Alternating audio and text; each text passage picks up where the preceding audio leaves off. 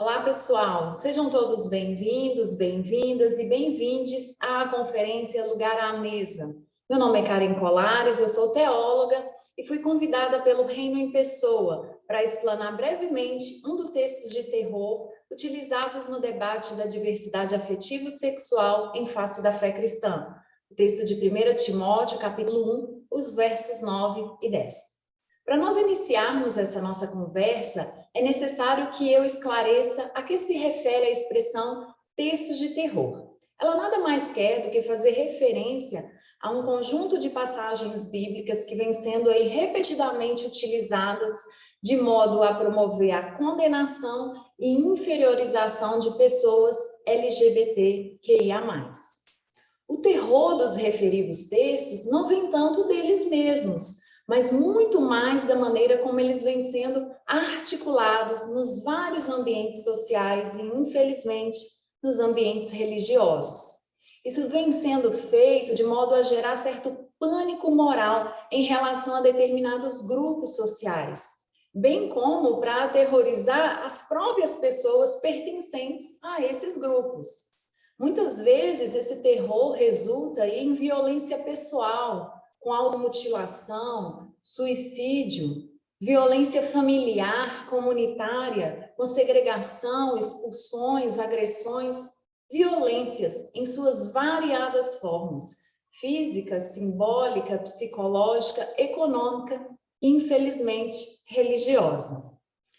Uma das principais críticas à utilização desses textos para falar de experiências, de identidades e de práticas contemporâneas é justamente o fato de que o significado desses textos está profundamente entranhado, ele é dependente do contexto no qual esses textos foram gestados, foram enunciados. Entender o contexto, então, é o primeiro passo para que a gente faça uma leitura aí que respeite o texto enquanto tal. A gente precisa admitir que a gente carrega uma série de preconcepções em todas as leituras que nós fazemos. E isso não é diferente com relação à leitura bíblica. Vamos, então, ao nosso texto. 1 Timóteo, capítulo 1, eu vou ler a partir do verso 3 para que a gente tenha aí um mínimo de ambientação. Diz assim: como te recomendei, quando partia para a Macedônia, fica em Éfeso, para avisar alguns que não ensinem doutrinas estranhas, nem se dediquem a fábulas e genealogias intermináveis, que favorecem as controvérsias e não o plano de Deus que se baseia na fé. O objetivo dessa exortação é um amor que brote de um coração limpo, de uma boa consciência e de uma fé não fingida. Ao desviar-se dele, alguns se perderam em vãos discursos, pretendendo ser doutores da lei sem saber o que dizem nem entender a respeito do que dogmatizam. Consta-nos que a lei é boa, desde que ela seja tomada como lei, reconhecendo que a lei não se destina aos honrados, mas aos rebeldes e insubmissos, ímpios e pecadores, irreligiosos e profanadores, parricidas e matricidas, assassinos, fornicadores e pederastas, traficantes de escravos, fraudadores, perjuros e tudo o que se opõe a um sadio ensinamento, em harmonia com a boa notícia do Deus glorioso e bem-aventurado que me foi confiada. Para nós entendermos esse texto em particular, nós precisamos fazer menção aí do grupo literário mais amplo dentro do qual ele está circunscrito. Nós estamos, então, falando aí das cartas pastorais. Ao que parece, essas cartas estão, em grande medida, preocupadas com doutrinas extravagantes. A primeira carta a Timóteo mesmo, ela é iniciada e finalizada com uma advertência para que os cristãos tenham cuidado com aqueles que se desviam da fé. Se nós lermos o texto na íntegra, nós vamos perceber que estes que se desviam da fé têm práticas alimentares diferenciadas. Eles dão um valor reduzido para o casamento e eles se preocupam em grande medida com questões secundárias, o que o nosso autor vai chamar aqui de fábulas e genealogias. A que ele está se referindo quando ele diz dessas fábulas e genealogias? Muito possivelmente nós temos aqui extensões extra-bíblicas de histórias bíblicas, de genealogias bíblicas. Isso era muito comum nesse período. Nós temos várias obras judaicas desse mesmo período que faziam esse tipo de extensão. Nós temos aqui um modo de ler a Escritura que está predominantemente preocupado com o detalhe do texto, com aquilo que está por trás, com o seu significado oculto, ao invés de se preocupar com o significado global do mesmo. Em seguida, então, ele vai mencionar que esses que ensinavam doutrinas estranhas, eles se pretendiam doutores da lei. Mas, pelo visto, eles não entendiam nada dela, porque, efetivamente, a lei é boa, mas ela é dirigida aos transgressores. E, então, o nosso texto traz uma lista de vícios. As listas de virtudes e também de vícios eram muito comuns nesse período. O estoicismo mesmo fazia semelhantes listas.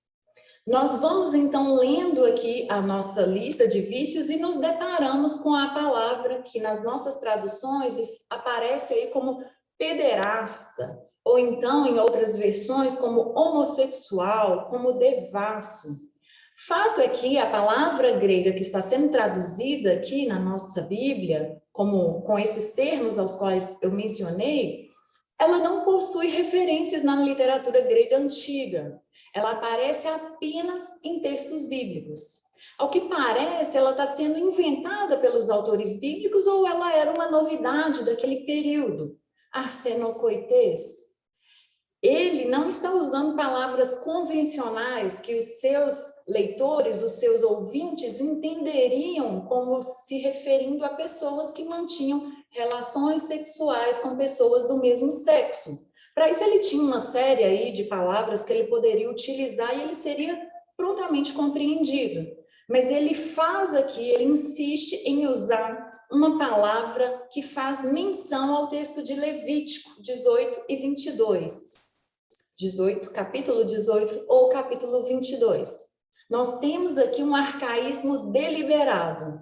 Na literatura que vai se seguir a esse nosso texto, na literatura subsequente, o termo vai continuar sendo utilizado.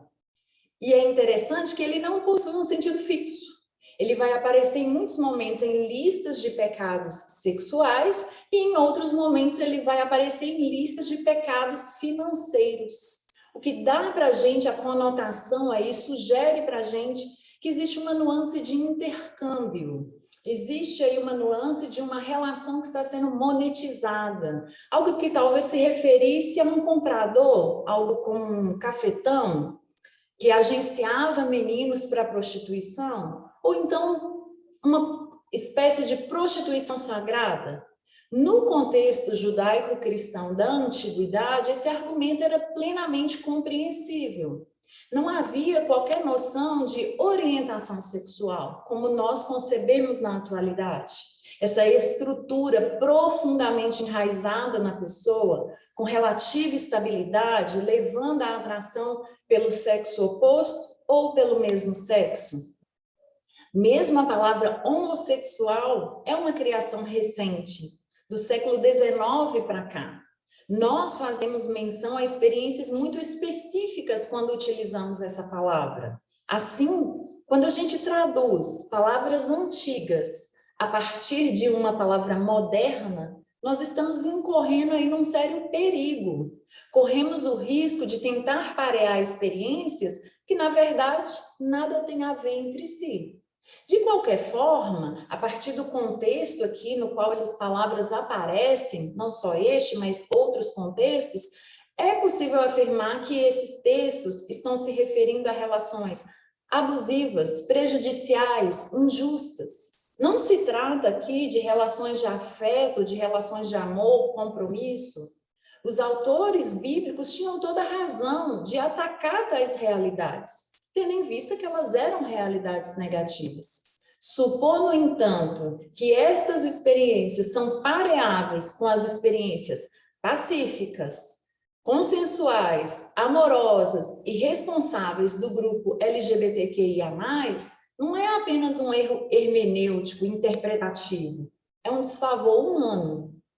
Existe no cristianismo, infelizmente, uma longa história de insistência naquilo que é proibitivo, naquilo que é negativo, na culpa, na ameaça de condenação, no medo.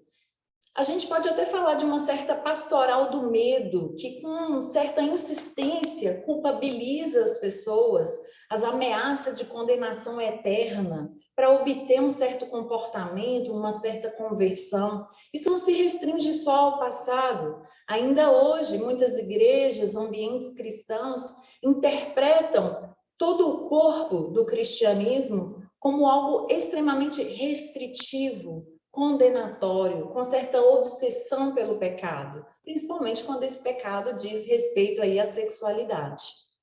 Nesse sentido, eu fecho essa minha fala dizendo que nós precisamos atentar para além das listas proibitivas, pensar no conselho geral, retomar o fato de que estes textos não trazem a fundamentação que nós imaginamos trazer.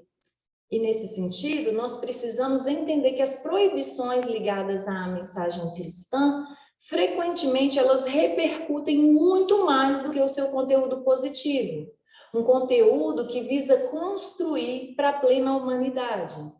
É fundamental buscar na mensagem cristã o seu componente de afirmação, de construção, o seu componente positivo, que possa construir identidades, experiências plenas.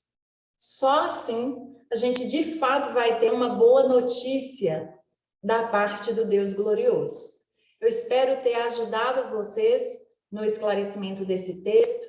Fica aí o meu abraço a todos, todas e todes. Até a próxima oportunidade.